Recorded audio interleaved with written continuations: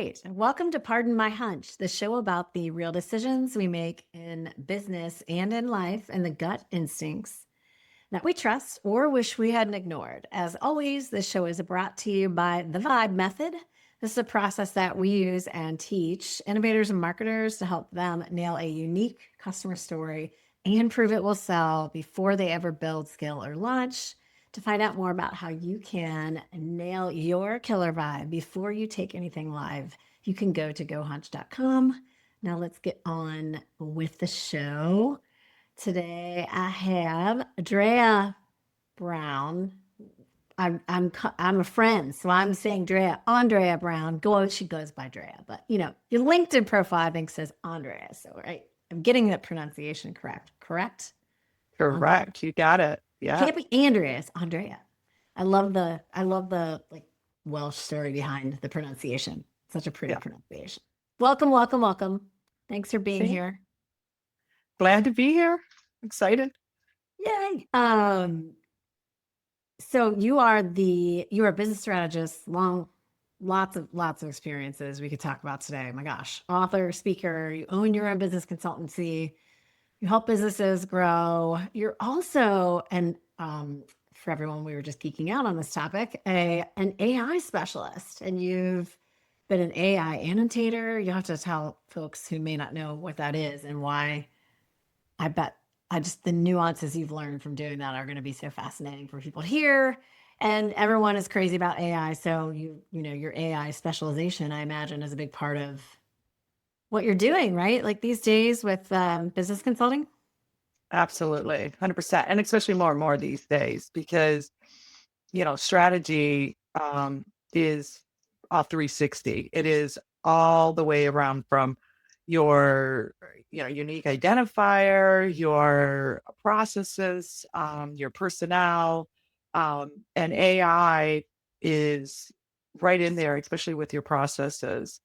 These days, you really need to have it as part of your strategy and your business model. Not, you're not going to have to sell it, but as something to help you be more efficient um, and get things done a bit quicker. So you can keep up with your competitors.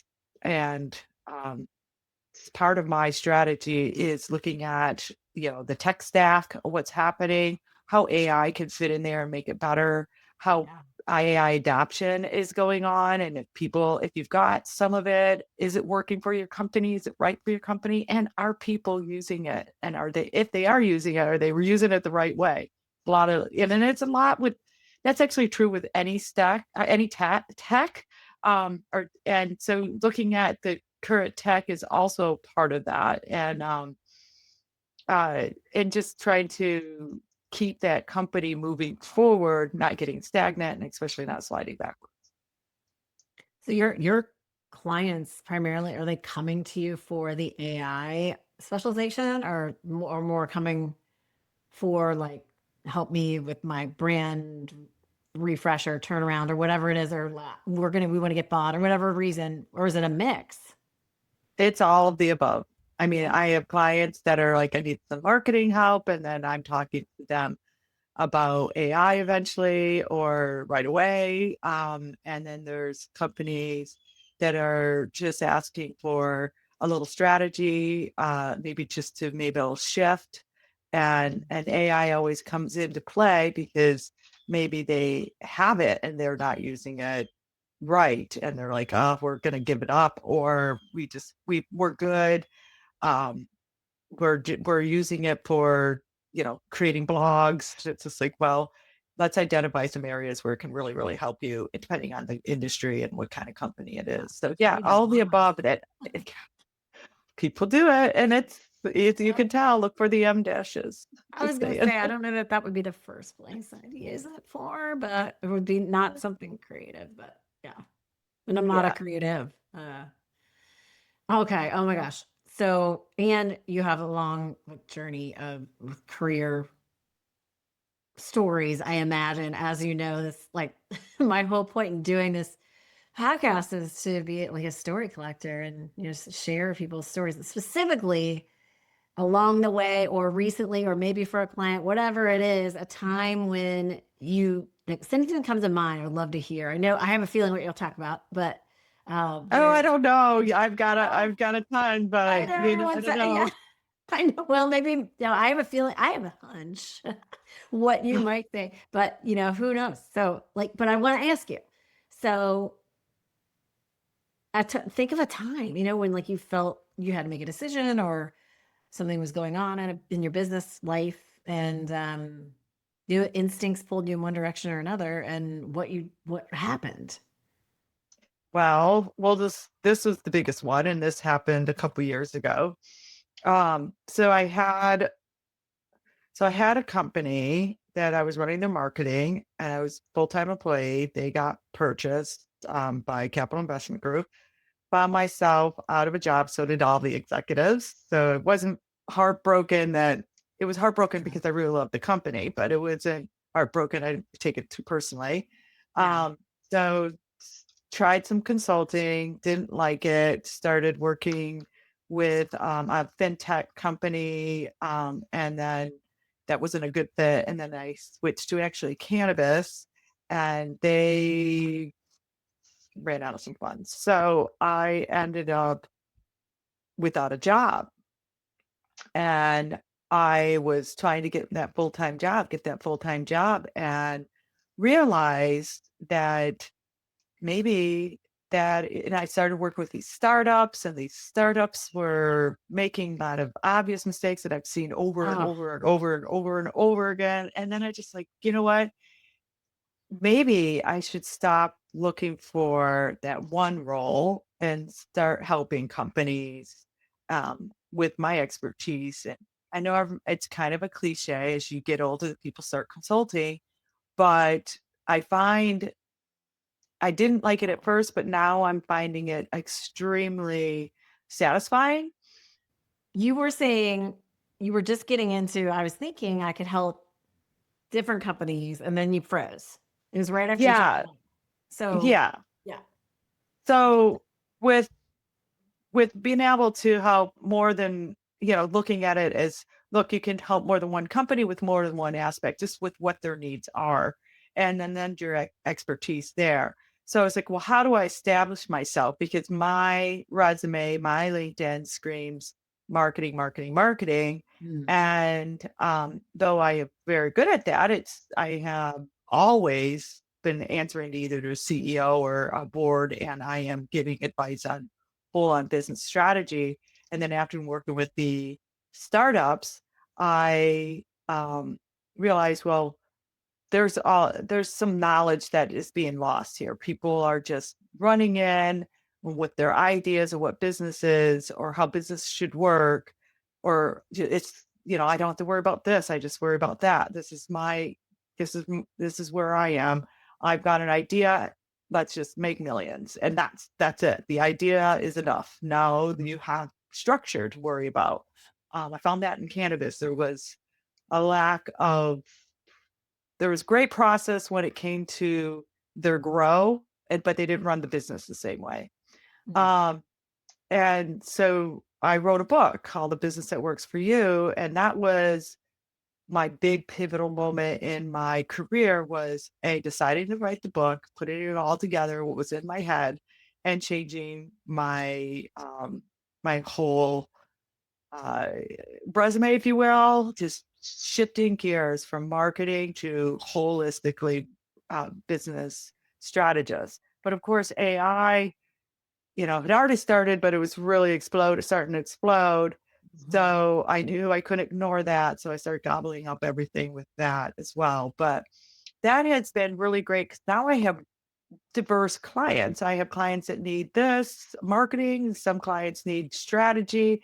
And then what's great is I have a client that needs strategy, but then their clients need even more than that. And I have another client that's just getting started, another startup. But it's a great idea and I've got something to move forward. But I gave them my book said before we get started, read this because you need to know Nice. what you're in for.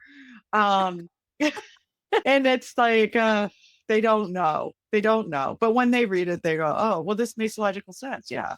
Well, okay. Implementation is the hard part. So um, You need to look at everything. You can't just, you got to have your financials in order. You've got to have, uh, you know, what, a timeline and budget and people and processes and your tech stack has to be spot on. You can't just, you know, I'll put it together as I keep moving forward. Planning is everything.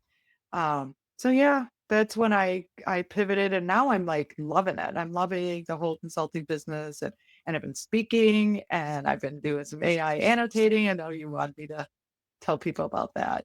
Um, Well, I mean, I think everybody is somewhere between super intrigued and like, or they've like been all in and now they're like kind of in round two with AI, very the phase two where they're any tips are helpful, for somebody who's actually been knee deep, not just skimming the surface, and you have been knee deep, which I think is I awesome. have, and I've even done a keynote on it. And I customize that per industry that I'm talking to, doing demos and recommending AI. But what it is with annotation, you're teaching AI to be a better AI. So what you're doing is judging prompts, giving prompts, judging results. But the biggest takeaway is if you're relying on AI for to be a partner in your business, I would be very cautious of that. Mhm.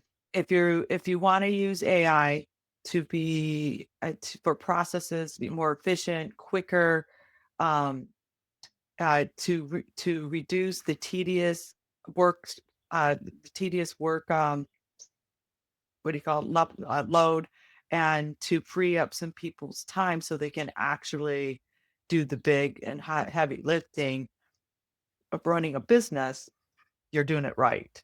But if you're using it to rely on as a partner, what should I do? Can you do this for me? Do that for me? And they're making it up, trying to answer you and provide answers or provide things for you, then you're going, that's going to be a fail. AI is not there. It's only as good as the developers who made it and what they give them access to, what kind of information they can get, the AI can get to. And the biggest thing with AI is AI wants to answer you. It has been programmed to provide an answer. It doesn't really ask questions to clarify your question. So it's only going to provide as good answer as good as the prompt and then as good as the information it can access. So it scans the internet for everything it can find, but there's a lot of bad information out there. So it doesn't know how to differentiate bad from good. It doesn't know how to know what's true, what's a lie. So I wouldn't rely on it at this point to create too much for you or provide, um, like I said, don't use it as a partner, use it as a tool that is meant to be. And these process tools are awesome. They do a great job, understands what it, it it's doing with when it's got clear direction and clear purposes. AI can work great, cut down on response times and things like that. But uh, if it is being your crutch, it's going to break. It's not going to work out. Yeah. Yeah. Do you is any example coming to mind where someone was kind of over either expecting too much or trying to skimp on the input part of the side of things? And Um, I'll just give you an example. We talked about this. I'll give you an example of getting directions from it. oh gosh, yeah, this is a good one. Yeah, I was in Chicago, got off a train. I knew, and I'm testing the AI. I'm just testing it because I can do it. I can do it from anywhere, it's on my phone or whatever. And uh, I knew you could not get.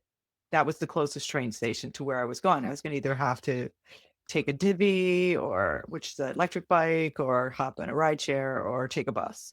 Mhm. And even the bus wasn't a direct route. Oh, and I did leave this out on the last story.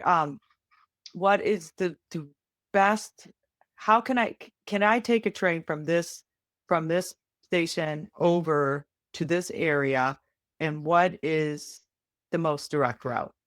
I did have that on there.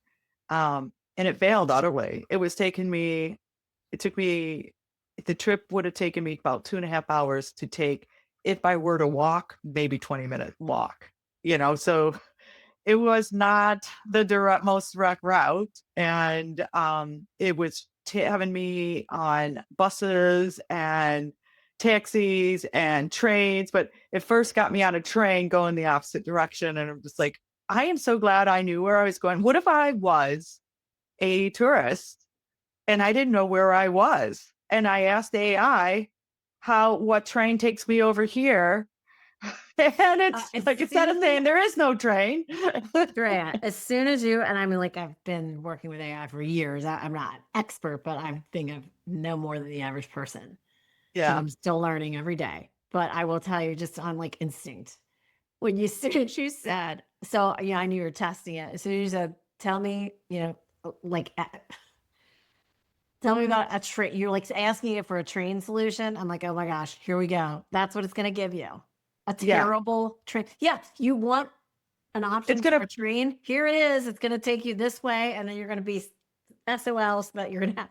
No, that's like not what you meant, it right? was taking me to hoods I did not want to Uh, go to. And I it's am like, literally what because are it's you like doing? you're asking for a train Yeah. solution, and that's what it wants to give you, and it's a It, terrible solution. it doesn't The think for train is not the itself. answer. Yeah.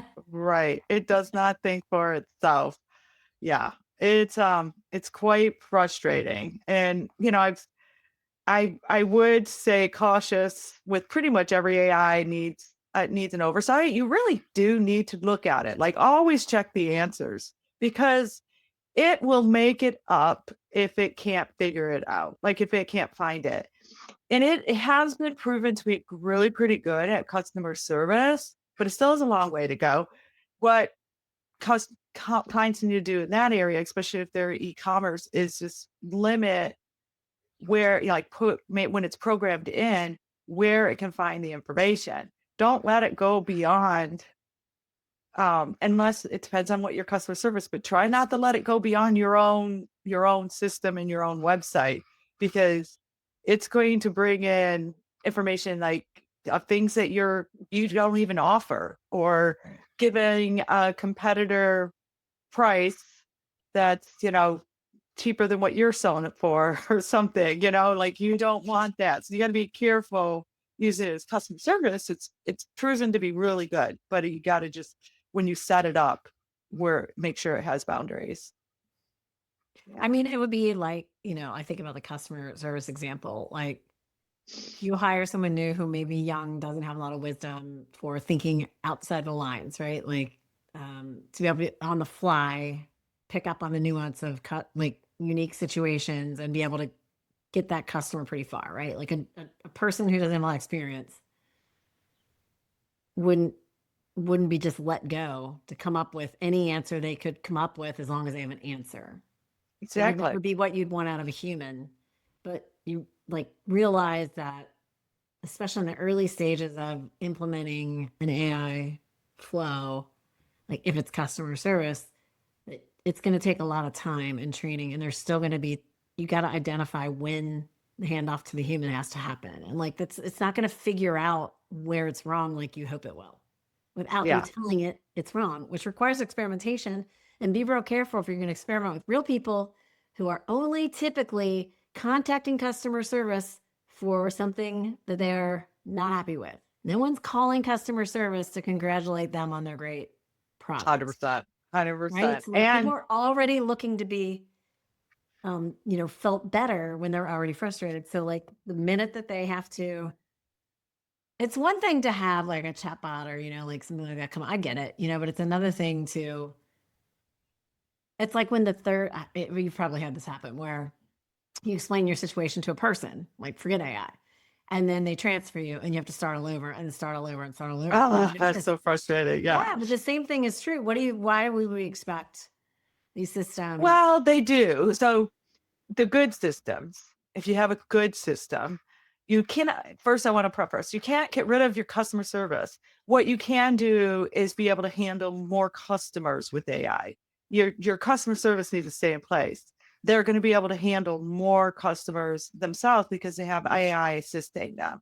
And a good system will let you monitor the customer service. We'll pull up the customer, what they've ordered, what they haven't, have all that information there, and watch the AI conversation happen. If it's chat, or listen, if it's a phone call, or even if it's an email, see it go back and forth, and know when, as you're monitoring that as a human, boom, I'm stepping in, get away, AI. And also the AI needs to be programmed so it knows when to hand it off to a customer service, a real person. But your team needs to stay in place. You don't replace humans with AI because AI cannot think like a human. There is no rational reasoning in AI. It's the data they know, and that's it. And so it doesn't understand if someone's getting angry unless they're using curse words or something. Like it doesn't understand how to rationalize that or reason with somebody who's irrational. So it is important to keep your customer service there, but they'll be able to handle instead of 10 calls at once. We all know that's what you put on them at least. It can handle 20, 30, 40 calls because it's monitoring what the AI is doing and knowing when to step in. Um, and anybody who's not stepping in, you'll know because your satisfaction, your ratings will start going down. And you can also, it's all digital. So anyway, very easy to track someone's production. But that's the beauty of AI. It helps you be able to handle more, do more and quickly. So yeah, yeah. I can only imagine if someone's really angry with an AI. I mean, I've been angry with an AI. I'm like, why? Oh, And trust me. for example, why to get me lost, raped, and murdered? I said that to the AI, and it was just like giving me all these Oh, I facts can back. imagine. You're absolutely right. I should have considered that you were. Yeah, oh, you're right. This probably isn't the most direct route. Maybe some of these weren't good choices. And if you are, feeling threatened, like it started going on and on and on. And you can imagine, like, if Oh, I I was, can. Yeah. yeah, I would have been just screaming at it. Yeah. So, yeah, AI doesn't know how to manage that part. Yeah. Well, I think I would boil this all down to like my sort of philosophy on innovation, which in general, which is, like new things, right? Like can help us do things better, make life easier. And that could be like, a new solution, whatever it is. I think new school and old school combined are always the best school. And by that, I mean, there is a basic thing in life, in business, in relationships that is still going to apply, and it is shit in, shit out. Yep. Like, And humans I hate change. We hate it. But it's always changing. Life is always, everything's always changing. And we are so good at adapting and moving forward. Even though we might fight it. But oh those yeah, who adapt and move forward and learn how to live in the new world, because it's here and it's not going anywhere. yeah. It's here to stay. So those who know how to adapt and live with it and you and use it properly are going to thrive, whereas those who don't are going to struggle much more. But it takes Much some more. time. It takes some Does. intention. It takes like Yeah. natural curiosity. It takes like really wanting to And get the best planning and result. right. Planning and strategy. I'm just saying Yeah, that I get. planning and Plan. strategy. Have a plan. Yeah. Yeah. But And you, but how I mean, I think not, like yeah. what you get out of it. Like the cliche I should have said, because I just like shit in, shit out is my way of saying like if your outputs are bad, it's probably something broken on what you put in it, which is no different than AI. I'm like, it's the same sort of principles blended with new ways of doing things, right? Like Yeah. Yeah. yes, this is kind of all new because there's this idea that it can replace some of, like, I don't say replacing people just yet, but like the replacing, There are tedious clients, there are processes. companies doing it, and I I have a know. huge cautionary tale. I know of a company, I will not say the name, Oh, let's hear the that spiel. so they announced we are reducing our departments down to 5 key departments. All other departments will be replaced with 100% AI.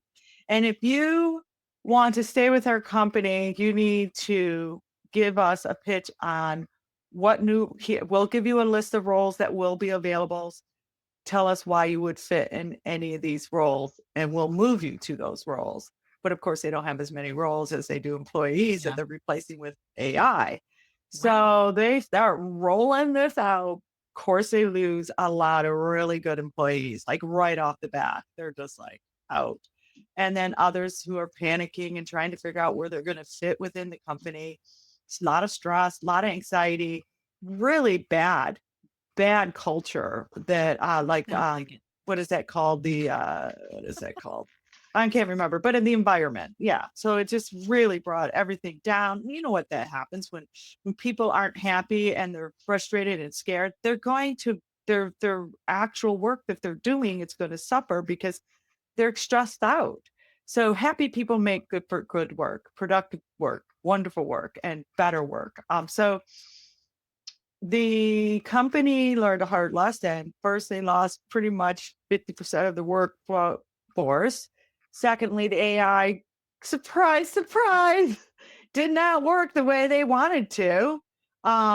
They had one person who was a department of two uh, come, doing three things at once and trying to replace the main role that she's been working for, and then decided no, she has to do the whole main role, but then at the same time only taking one of the other things away, like, so she's overworked, overstressed, and still doing all of the other stuff. And then they said, well, the AI is going to assist you, trying to basically tell her you got to train the AI to do your job. 'Cause they can't just put it in. Like, they thought they could just plug all this stuff in and it would work, but they realized, oh, the humans haven't taught it how to do the job yet. So they're trying to have her train the AI to do her job, but she's like, it is constantly Yeah. mixing things up because it's correlating things that should be correlated here and excluding things that should be excluded there. So it's as good as it's being developed. Whoever developed it, so whoever developed it thought they had a concept of what her role was and how it works and didn't. And then now she's having to do things manually, take the AI slop and fix all the AI slop before presenting it and submitting it. It's just like, yeah. So that's just one role. Can you imagine all the other departments? They got rid of like 10 other departments. I can't even That's imagine. like an extreme maneuver. I mean, I can see Yeah. where in some companies they're recognizing there's some processes that they can figure out how to vastly streamline. And then Yeah. ultimately that could maybe reduce some headcount. Because ultimately, I do agree that if used and implemented in a way that really proves out value, like it's going to be expensive, by the way. I think people understand that it's expensive. So Yeah. use up the tokens, all the things, right? Like, so you ultimately have to figure out how to. I mean, I think in the ideal world, you evolve the human role. They become more of a. I talked with somebody had another chat with somebody who's like talking about it's kind of like you now can elevate people to where now it's like if they don't have somebody reporting to them, they're now like training and establishing you like you're kind of elevating the human and changing their roles such that you're figuring out Abs- what people's new roles are, not just abruptly deciding to replace them. It just feels like abrupt and Oh, it was. right. It was, and it was announced in December, and they said it's happening in January. Well, and They the gave them a announcement month. itself says everything I need to know about this company. Like, Yeah, this is how yeah. you're going to communicate this to your people. It was very scary. So who knows what the state of that is at this moment, but I just was shocked when I heard about it. And then, I mean, I got to check in and see how it's going, but it wasn't going well last I checked in. Um, so who knows what's going to happen with them? They're going to have to pivot again. They're pretty big, so I'm pretty sure they kept a lot of their employees that stayed. They didn't let them go because the AI's not working. It's just not Yeah. giving them the results. And they're B2B. So their clients are going to suffer if the AI is not working. So anyway, that's a Mm. bad analogy, but a That's good like an analogy. extreme example. My Yeah. gosh.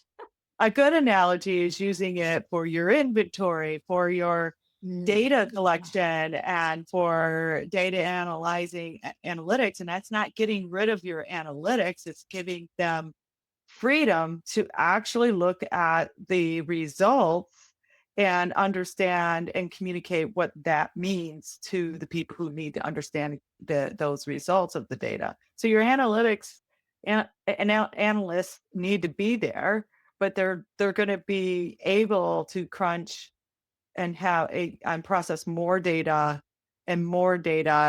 to and provide more information to make better decisions. But that's depends on how data heavy your company is. But as you and I both know, data is not your only aspect. Your instincts need to be in there. Yeah. Yeah, So when the anyway, data seems off, it segue. always is.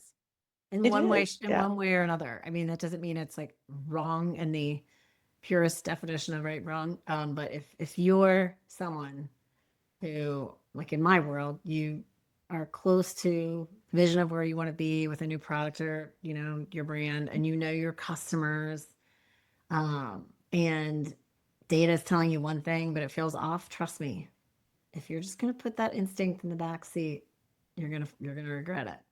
Especially 100%. if you have stake in something. Like, I mean, I guess if you're in a big company and you can move on to your next job, no one's gonna know or care any, which is part of the issue. I think when it's hard, it's like career fear is a real thing, especially for a lot of my clients. Like that are in roles that are more It's internally like guiding decisions rather than being on the hook for the actual decision. Like it's easier sometimes just to play it safe and go on to the next thing and knowing daggone well that the data is being misinterpreted, right? Or there's a hole or gap in it, or that like no research is perfect, so No, it's never perfect. It's not humans. Human beings are human beings. They're a lot more complex than any machine could be. Because I mean, we have a lot of things that go into play with being human and our reactions. And it's not just, sure, data is part of it and what we take in and learn ourselves. Sure. But it's also emotion. It's also physical, how we, physically feel. So if we're not feeling well for that day, or we're sick, it's going to be different than when we're happy and healthy, and we're going to make different decisions because based on product and things like that. So, yeah, and nobody can replace a human when it comes to those instincts of will this do well in this market or that market. Um, yeah. So anyway, that just puts me on another thought of owners who think they need to target everybody because their product could actually go to serving that market and that market and that market. We'll focus on one, then we'll expand to another, and then we'll expand to another. But you can't. That's one of the biggest struggles I end up with passionate owners or founders is it's hard to getting them to resist. focus. Yeah. I mean, I get it now having my own business because like that's the number one. I've studied most of my career has been, new launches of campaigns and products and studying them before they go live and then after. And the number one mistake over and over and over and over and over again is going too broad, either in your message or in where you're selling it, and usually a bit of both. And they're always for reasons that totally make sense. And big brands do this, and like, but it's little guys do this. Everybody's and I, when I have my own company, I now can so empathize with so many clients that say this to me, and I almost want to roll my eyes. Okay, but I can now empathize with this like concern you're going to miss out, on someone else, another type of Yeah. customer. I'm leaving If stuff you on the only table. I'm leaving right, money on the table over here. No, we'll yeah, get at it. We'll get to that money. Just yeah, relax. Let's make some money first. yeah, exactly. And Yeah. that's like best when they're in a position where nowhere they're small or they're stagnant and they want to go up. But it's like that hard one is when you're already big, right? Like you're already big and now you're doing something kind of new within being big. I mean, there's like trickier things at play, and I get it, but still like it will forget, okay, you can go broader, but you're going to not catch the attention of the people who are most likely to buy, when you go broader. So you can like you've like the pool is now bigger of possible people, but you just Are downgraded you the yeah, likelihood that people will notice. You're most but you're likely. Yeah. exactly. Yeah, your messaging is it's is it reaching is it resonating with these, or is it too broad so you're not getting their attention, you know? Yeah. If this is proven in the science, and like I work with a lot of like consumer insight specialists, like behavioral scientists type of Yeah. people, and we all see the science on this, right? Like on effectiveness of messaging and positioning. And but it is easier said than done when you're in there and you're like making the calls and moving forward. Like there's this like, things tend to then we try to like still do it, but then kind of like stay broader. And it's interesting. I feel like this is like the topic within what I do that I would say like is the number one reason why people are disappointed with results, or that they don't get the results they hope for, or that they're missing out on the results they hope for. But yet it's like easier, it's the most easier said than done probably thing of any kind of facet of like launch strategy that I work on with clients and for myself too. And I will say, like most, I've dabbled, tried myself to get advice from advisors, both when I was kind of pursuing a software direction. So, like more the investment route, right? Like, and all the way through to like senior people that worked on big brands, all the way through to like coaches and consultants that specialize in this. And I would say a lot of the advice is generic. It doesn't really help you get to the heart of something that you can use to convince yourself that you want to do this. Like it takes, again, going back to humanness and what you probably Yeah. know as a consultant, like it takes, you have to listen and really like help. It's a nuanced kind of approach to really not just give generic advice.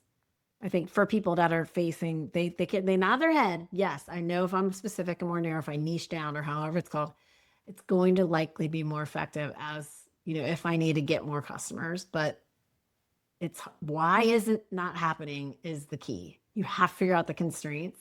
I think I used to like do like be a part of, I've led, Yeah. um, participated in so many innovation workshops and like big corporate style where it's like, put all everything goes, no idea is bad. We're not going to Yeah. talk constraints. And I'm like, well, so we better talk constraints at some point because it's a big waste of time if half of these ideas would never be feasible because of real constraints with the business. So like constraints matter. I think you have to figure out what's the real blocker for someone, with this. Yes, I know we need to be more specific, but I'm going to end up weakening what I do with too broad of a, strategy. Like Yeah. you said, I bet you get, I just from like the little time we've spent together, like I bet you care a lot about getting the heart of like why they're going to ignore this advice, even though they nod their head. It's I do. frustrating. The Yeah. biggest question I always say, what is the biggest problem your product or service solves?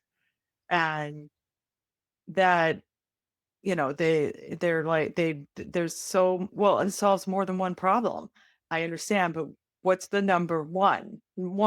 Just tell me the biggest one that the most people can relate to, because if it solves a problem for 5 people over here, but it solves a problem for 100 people over there, where do we want to focus? We want to focus on 100, right? Because we're going to get some customers out of that 100. Whereas our competitors might end up picking all 5, or we get one customer out of the 5. I don't know. So we want to focus on the bigger options, unless 100% of everybody, all your competitors are ignoring the 5, and you get those 5. But that's a whole different story. That's derailing the whole point. The whole point is, what problem? What is the biggest problem your product or service solves? And then you create a strategy around that, because that is where it's going to drive your most business. Um, and then that's after you have set up your business. Sure, you might start with 3 people, but your processes need to be in place. Your whole your whole infrastructure needs to be planned out, strategy around it. Yes, that can change. As industry changes, as technology changes, you have to adapt and grow and make some pivots. But the planning and the strategy is there so that you can have that you don't have to worry about it. You're not building as you go. Nobody wants to build a house one room at a time. It never looks great. You want to have that architectural drawing of the whole thing. And if there's things like a new tech that goes in, then that's a new tech that goes in, and you adapt as that happens. But at least you've got a structured planning um, that to guide you. So everything that you need these guides as you grow a company. But if you already have an established company with a lot of built on rooms, if you will, because you started Yeah. here and it was great, and then technology has added this, and your technology stack is like million lines of code now because it just keeps getting rewritten, not rewritten, but added to. And then you've got people who's been added because these were necessary to get some things done, but then the processes never got updated and all that. That all has to happen as well. If you want to continue to be successful and not limp along, because that also pulls back on your growth, it pulls back on your success because your focus isn't forward. It's Yeah. band-aids. Yeah. Oh my gosh. Well, I could keep chatting. I gave me like 16 more thoughts as I was Yeah. listening to you, especially when you're talking about asking people about the problem. It's a hard question. Sometimes they don't get to the heart of it. They like stay surface. Yeah, that focusing is the biggest that's where you start. Focus, focus, focus. That's all I mean, if you take anything away from this conversation we've had, Yeah. folks, focus. And I mean, it can be fun focus and use your instincts on that focus because just don't let it go too broad. The broad can happen later, one step at a time. I'm writing this down as a note to myself because for everyone else listening, I'm going to follow up with Drea and we're going to come back at everybody with some new stuff about not resisting the urge to go too Yeah. broad. Like it's the number. It's It's so the villain. hard. It's the vagueness, Yeah. and the broadness. But I could solve that problem. I can solve that. These people could really use that company, this industry. Yeah. Yeah. You find which problem is the one most worth solving. All Mhm. right.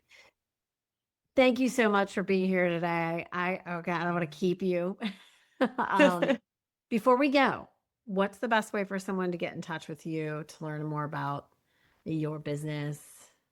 A Brown at frequency110.com. Or they can just go straight to frequency110.com. All my contact information is there. That's my independent consulting company. Awesome. Frequency110.com. Great. Yep. As a reminder to everyone listening, the show is brought to you by the Vibe Method.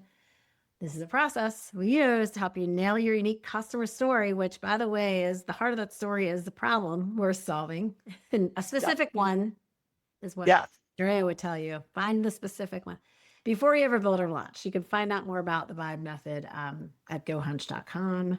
The link to that's in the show notes. That's our ending line to remind everyone who's sponsoring this podcast. But really, the ending line is what I want always everyone to remember is the worst thing you can do with a hunch is ignore it. Do not ignore it. Not ignore it.